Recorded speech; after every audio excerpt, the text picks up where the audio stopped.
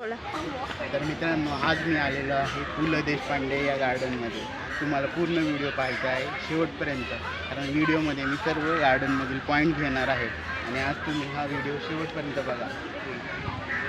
इथून आम्ही एंट्री घेतलेली आहे आणि आता हे माझ्याकडे आता मी चाललेलो आहे दाखवतो गार्डन. शेवटपर्यंत बघा व्हिडिओमध्ये संपूर्ण गार्डनचा व्हिडिओ मी केलेला आहे. व्हिडिओ आवडला तर लाईक, शेअर आणि कमेंट करायला. तर चला मित्रांनो, व्हिडिओला सुरुवात करू. वेलकम अशा छानशा नावाने व्हिडिओची आज आपण सुरुवात करत आहोत. तर आता आम्ही घेणार आहोत तिकीट आणि मग जाणार आहोत गार्डनमध्ये. तर गार्डनमध्ये जाण्यासाठी इथे तिकीट घ्यावे लागते. तर पु ल देशपांडे या उद्यानाचे तिकिटाचा दर आहे 3 वर्षापुढील सर्वांसाठी 5 रुपये. तर असं इथं आम्ही थांबून ऑनलाईन पेमेंट केलेलं आहे आणि आता निघालो आहोत पुढे. तर हे आहे गार्डनचं पार्किंगसाठी पण अगदी कमी पैसे आहेत. 2 रुपये टू व्हीलरसाठी आणि 5 रुपये फोर व्हीलरसाठी. तर बघा, हे आहे पु ल देशपांडे गार्डन, जे महानगरपालिकेचं आहे. तर या गार्डनला सगळीकडे फिरून मी तुम्हाला आज दाखवणार आहे की हे गार्डन कसं आहे.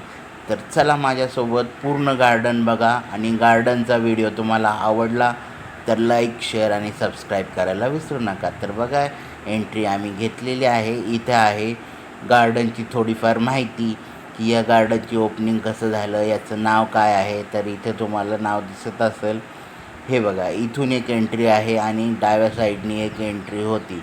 तर आम्ही आता डाव्या साईडने एंट्री घेतलेली आहे. तर या एंट्रीमध्ये आम्हाला आजूबाजूचा परिसर इतका सुंदर वाटला की काही सांगायलाच नको. तर इथं कावळ्यांची खूप किलबिलेट सुरू होती. इथं कावळे खूप होते. आम्ही 4ला एंट्री घेतली होती. हे गार्डन संध्याकाळी 4ला ओपन होते आणि 8ला बंद होते.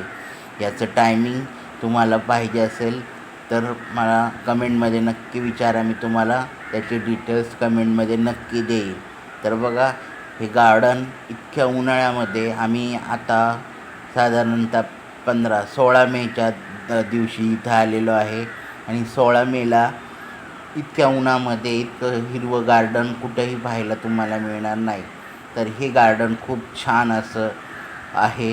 तिथं आम्ही जाऊन काही फोटो घेतले. फोटो तुम्हाला नेक्स्ट व्हिडिओमध्ये मी टाकणारच आहे. तर बघा, इथं आम्ही आता छानपैकी थोडा वेळ बसून फोटो काढल्यानंतरनं पुढचा पॉईंट बघायला निघालेलो आहे. तर पुढचा पॉईंट आहे येथे धबधबा आहे. तर इथं बसण्याच्या ठिकाणीच्या बाजूला धबधबा आहे आणि धबधबाच्या तिथे देखील आम्ही थोडेफार फोटो काढलेले आहेत. इथं आहे तो छोटासा धबधबा. तर तुम्हाला हा धबधबा दिसत असेल. इथे बघा, पाण्याचा थोडा आवाज येत आहे. तर हा एक छोटासा छान मस्त असा धबधबा. या धबधब्याजवळ थांबून आम्ही थोडेफार फोटो वगैरे काढलेले आहेत. हा दुसरा पॉईंट आहे या गार्डनमध्ये बघण्याचा. एकदम छान असा दुसरा पॉईंट आहे जो मला खूप आवडला. त्यानंतर आम्ही तिथे थोडेफार फोटो काढले, आजूबाजूला थोडंसं फिरलो आणि तिथून आम्ही निघालो दुसऱ्या पॉईंटकडे. तर चला आता आपण जाऊ दुसऱ्या पॉईंटमध्ये. तर बघा, हा दुसरा पॉईंट आहे जिथं हिरवळ आहे आणि हे छान असे ओढे इथे तयार केलेले आहेत आणि ओढ्यांवर एक पूल आहे. तरी दिसताना हे दृश्य इतकं विहंगम दिसतं की तुम्ही तिथून हरकूनच जाल. आम्हीही अशा उन्हात फिरत होतो, पण असं थोडंही जाणवत नव्हतं की आम्ही कुठेतरी उन्हात फिरतो आहे.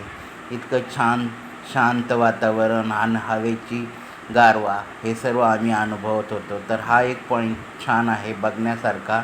इथे बरेच लोक बसलेले होते. त्यानंतर आम्ही दुसऱ्या पॉईंटवर आलो आणि बरोबर गार्डनच्या सेंटरमध्ये हे तळं आहे आणि त्यामध्ये 2 फाउंटन आहेत. तर बघा, हे फाउंटन आम्ही गेल्यानंतर थोड्या वेळाने चालू झाले होते. त्यामुळं आम्ही तिथे येऊन पुन्हा फोटो काढण्याचा प्रयत्न केला. तर फोटो आम्ही छानपैकी काढलेले आहेत.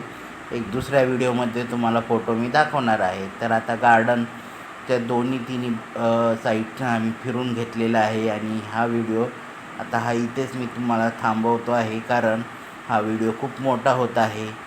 तर नेक्स्ट पार्टमध्ये तुम्हाला मी दाखवतो. तर चला मित्रांनो, आजचा व्हिडिओ कसा वाटला ते कमेंट करून नक्की सांगा. Bye bye.